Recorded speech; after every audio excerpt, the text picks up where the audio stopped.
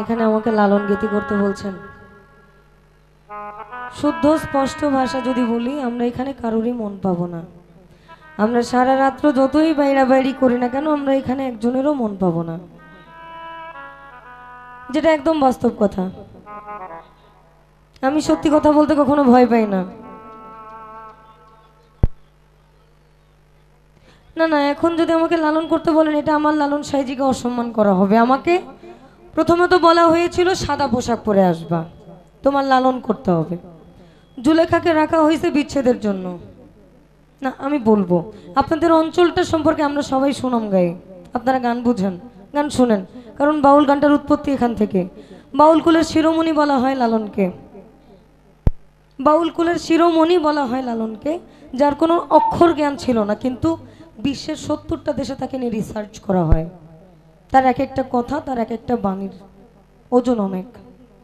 আমি প্রথমে লালন করেছি, আপনাদের ভালো লাগে নাই, আমরা ট্র্যাক চেঞ্জ করেছি, আমরা বিচ্ছেদ দিয়ে শুরু করেছি। এই বিচ্ছেদগুলো কিন্তু, যেটা সত্যি কথা, ইউটিউবে আপনারা দিতে পারেন, কে বেজার হইলো কে রাগ হলো আমার আই ডোন্ট কেয়ার।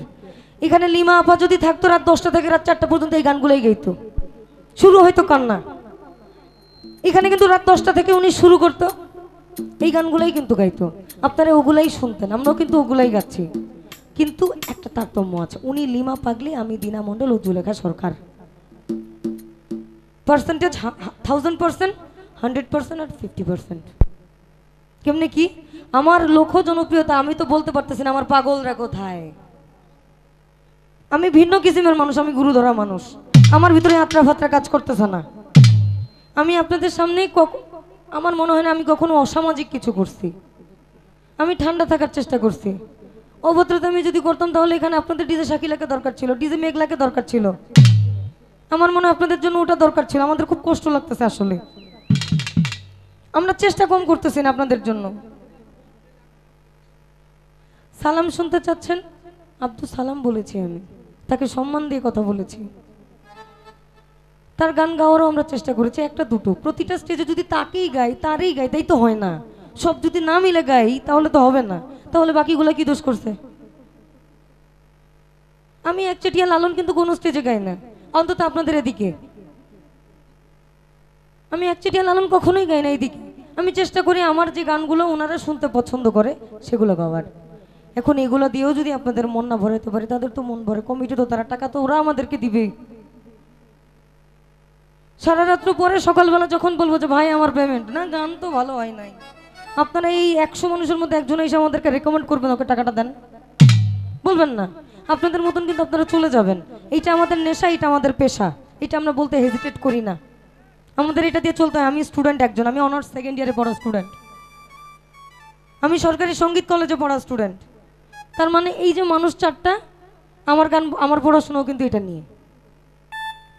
তার মানে আমার ভবিষ্যৎ কইরা খাইতে হবে এটা নিয়ে, ভবিষ্যৎ চলতেও হবে এটা নিয়ে। কারণ আমি যদি অসামাজিক কিছু করি, ছোলা কলা কেউ নিতে চায় না ভাই, যেটার মধ্যে খোসা থাকে ওই ছোলাটা সবাই নিতে চায়। আমরা তো ছুইলা যাইতে পারতেছি না। এখন মন কেমনে ভরা মুখন, সামনে কিছু মুরব্বী ভাষা আমরা উল্টাপাল্টা কিছু কইতেও পারতেছি না। ইয়ং জেনারেশন মন রক্ষার জন্য ও ধুম ধারাক্কা করতেছে, তাও হচ্ছে না। আমরা গো 5 মিশালে মনে কি চায়, কেউ আদা লবঙ্গ রসুন এগুলোই তো চাইবো নাকি, মশলাই তো দেওয়ার তো চেষ্টা করতেছি ভাই।